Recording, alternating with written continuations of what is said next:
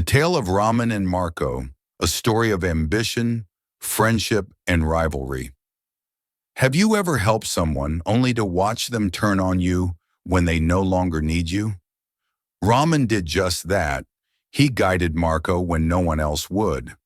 But as Marko's success grew, so did his jealousy. What happens when someone you helped becomes your fiercest competitor? Raman never saw it coming, and neither will you. Stick around to find out how far this betrayal goes and how it changes everything. You won't believe what happens next. In a small town nestled by the hills, there lived a young and diligent student named Raman. He was always at the top of his class, excelling in every subject and impressing his professors with his insight and knowledge. To many of his peers, Raman was not just a student, but a symbol of dedication and intelligence. His goal was clear. He wanted to achieve the highest rank, get a prestigious position, and eventually become a lecturer at his college, imparting his wisdom to future generations. But among all his classmates, there was one who caught his attention in a different way: Marko. Marko was an ambitious but troubled student, struggling to keep up with the demands of the curriculum. In their first year, Marko had failed his fourth subject. It was a painful blow for someone who, like Raman, dreamed of success but lacked the right guidance and approach to achieve it. One afternoon, Raman found Marko sitting alone in the campus courtyard, staring at his textbooks with frustration. His head hung low as he leafed through the pages, seemingly defeated. It was in that moment that Raman decided to approach his classmate. He had always noticed the potential in Marko, even if it was hidden beneath a mountain of confusion and misdirected efforts. "Hey, Marko," Raman greeted him with a gentle smile. "What's going on?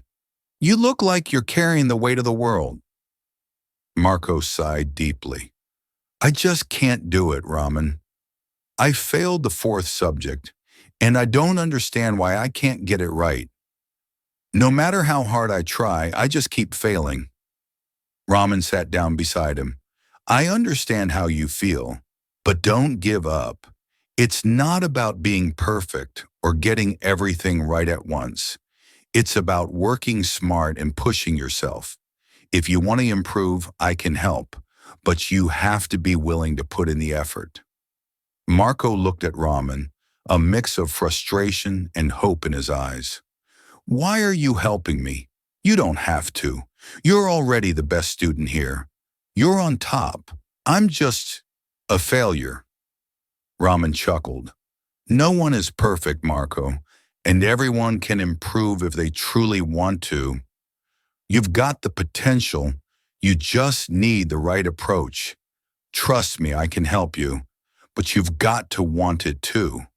Marko hesitated for a moment before nodding.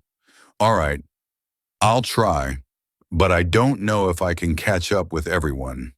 "Don't worry," Raman said confidently. "We'll take it one step at a time. I'll help you. You just need to stay focused." And so, Raman became Marko's mentor. He guided him through the intricacies of the subjects he struggled with. Raman's approach was methodical, teaching Marko to break down complex concepts into manageable steps, explaining difficult topics in a way that was simple and easy to understand.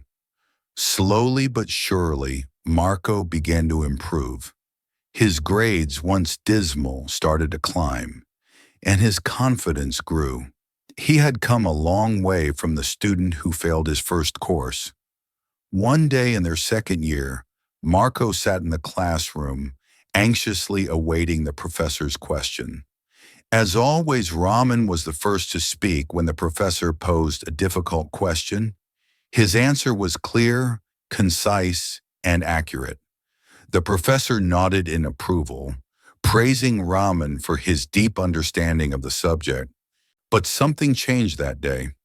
Marko, despite having no reason to doubt his friend's brilliance, found himself growing uncomfortable. As the professor acknowledged Raman's answer, Marko's internal struggle began to emerge. "I don't think that's the whole picture," Marko muttered under his breath, his voice tinged with jealousy. Raman, hearing the words, turned to look at Marko with surprise. "What do you mean?" Marko shrugged, trying to hide the growing sense of competition within him. "I just think maybe there's more to it. It's not just about what you said." Raman raised an eyebrow. "But I thought it was the right answer." Marko didn't respond, but his mind was racing. He wasn't sure why, but the idea of always being in the shadow of Raman's brilliance bothered him. It wasn't about the right answer anymore. It was about surpassing Raman. The more Marko thought about it, the more it became an obsession. It wasn't enough for him to just pass. He wanted to be the best, and he wanted to prove to everyone, especially to himself, that he could do it without help. "Raman, you've been great to me, but I don't need your help anymore," Marko said coldly one afternoon, a new arrogance in his tone. Raman, who had been helping Marko without any expectations, was taken aback. "What are you saying, Marko?" Marko looked away, avoiding eye contact. "I don't want to just study to be like you. I want to be better. I want to surpass you. No one is smarter than me." Raman was silent for a moment, the weight of Marko's words sinking in. He had always believed in helping others, in lifting up those around him. But now he realized that the very person he had helped was turning against him. Marko wasn't just looking for success, he was looking for domination. The next few months were tense. Marko began to withdraw from Raman, determined to prove his superiority. He worked hard, but in a way that was increasingly competitive rather than collaborative. Raman, on the other hand, remained focused on his own goals, refusing to let Marko's attitude sway him. He no longer offered his help, not out of spite, but because he could see that Marko's arrogance had grown beyond the point where guidance would matter. As the final year of college approached, Raman's determination paid off. He graduated with the highest marks, securing the top rank. His dream of becoming a lecturer was within reach. Marko, however, found himself in fourth place. Though he had worked tirelessly to improve, his arrogance had hindered his ability to truly grow.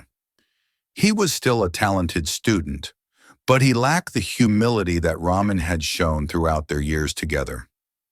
Years passed, and Raman's journey continued. He became a respected lecturer at the college, teaching the very subjects he had mastered. His lectures were known for their depth, clarity, and passion, and students looked up to him, not just for his knowledge, but for the way he treated everyone with respect. He became the mentor he had always aspired to be, shaping future minds just as he had shaped Marko's. Marko, on the other hand, became an engineer. He had succeeded in his field, but it was clear that his earlier arrogance had limited his opportunities for further growth. While he had managed to carve out a successful career, he never reached the heights that Raman had. He often thought back to their time in college, wondering where things had gone wrong, but pride kept him from reaching out to Raman again. His competitive nature, which had once fueled his ambition, had now isolated him from the very person who had helped him when he needed it the most. Raman and Marko remained friends, but the friendship was never the same. Marko's arrogance had tainted their relationship, and though they still kept in touch, it was clear that something fundamental had shifted. Raman's decision to stop helping Marko, while painful, had been the right one. He couldn't continue to support someone who sought to surpass him rather than grow alongside him. At the end of the day, Raman's journey was not just about achieving the highest marks or becoming a lecturer. It was about staying true to his values. His story was one of self-discipline, compassion, and the willingness to help others without expecting anything in return. He knew that the true measure of success was not in surpassing others, but in lifting them up, just as he had done for Marko. And in the end, it was Raman who had achieved his dream, not because he was the smartest, but because he was the most dedicated, the most humble, and the most compassionate. Marko, while successful in his own right, would forever be haunted by the memory of the friendship he had lost and the opportunity he had squandered. He realized too late that true success came not from competing with others, but from working together, learning from each other, and growing as a person. What would you do if someone you helped turned against you? Would you keep helping them, or would you walk away? Drop your thoughts in the comments below. I'd love to hear what you think. And if you enjoyed this story, don't forget to like, subscribe, and hit the bell icon so you never miss another one.